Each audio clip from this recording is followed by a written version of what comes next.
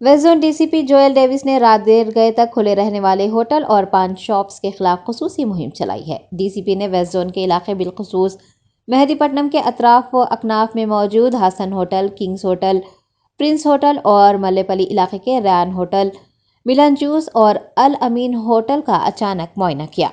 DCP ने मुकर्ररा वक्त पर होटल और पान शॉप्स बंद करने की हिदायत जारी की है और आइंदा रात देर गए तक होटल और पान शॉप्स खुले रखने पर जुर्माना आयद करने का इंतबाह दिया है।